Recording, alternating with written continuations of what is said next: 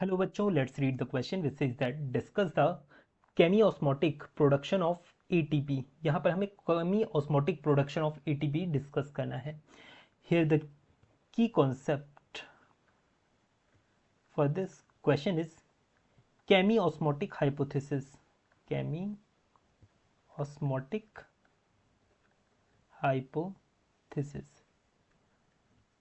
अब देखिए, ये जो केमी ऑस्मोटिक हाइपोथेसिस दी थी ना, किस तरह से एटीपी का प्रोडक्शन होता है फ्रॉम एडीपी, ये बताया गया था।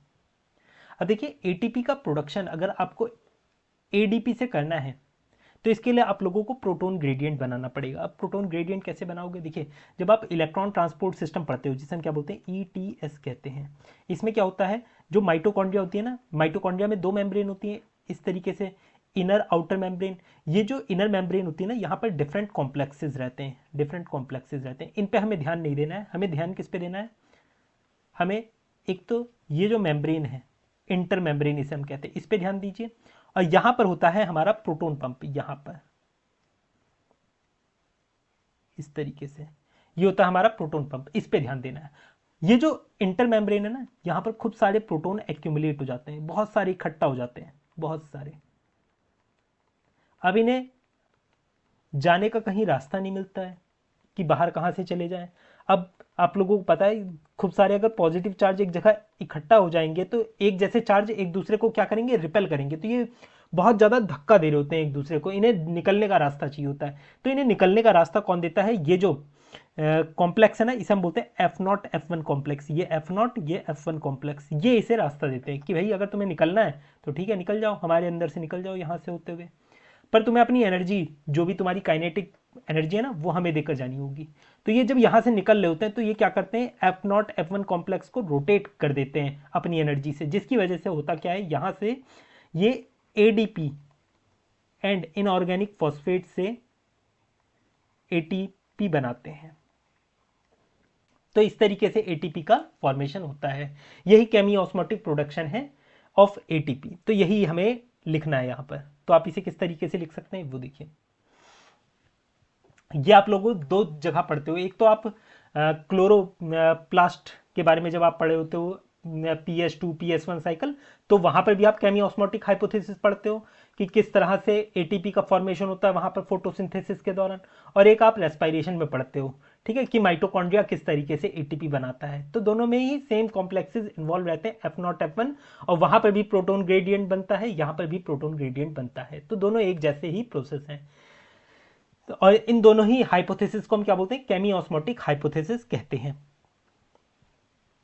तो इसे आप इस तरीके से लिख सकते हैं, according to chemiosmotic hypothesis, ATP is produced by ATP is produced by the cells, या बाय द, ये आप लिख सकते हो, according to chemiosmotic hypothesis ATP is produced by the proton gradient created across the mitochondrial membrane. The components involved in this process are, एक तो हमें proton pump चाहिए, प्रोटॉन पंप, और प्रोटॉन ग्रेडियंट क्रिएट करना पड़ेगा। Proton proton gradient का मतलब क्या होता है ये समझ लीजिए, कि एक तरफ हाई कंसंट्रेशन हो गया है प्रोटॉन का और एक तरफ लो कंसंट्रेशन है, मतलब कमी है प्रोटॉन की, और एक जगह बहुत ज़्यादा एक्सिस में है प्रोटॉन। तो प्रोटॉन हाई से लो कंसंट्रेशन में जाना चाहते हैं, ये है ग्रेडियंट का मतलब, ठीक है। तो हमने क्या लिख दिया, the component involve in this process are proton pump, proton gradient and ATP synthase, and ATP synthase. ATP synthase क्या है? F0 F1 कॉम्प्लेक्स को मैं कह रहा हूं, ठीक है। ये बेसिकली ये जो एंजाइम है ना, एटीपी सिंथेस, ये हेल्प करता है इन synthesis of ATP from ADP when proton crosses या proton travels across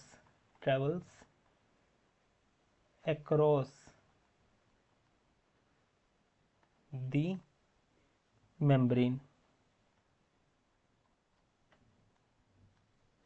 ठीक है, और ये कैसे प्रोटॉन जब ट्रैवल करता है तो एटीपी कैसे सिंथेस करता है, ये अपनी कन्फर्मेशन में चेंजेस ले आता है, अपनी बनावट में थोड़े बहुत चेंजेस लाएगा जिसकी वजह से एटीपी का फॉर्मेशन होगा। ठीक है, I hope you understood it well, best of luck.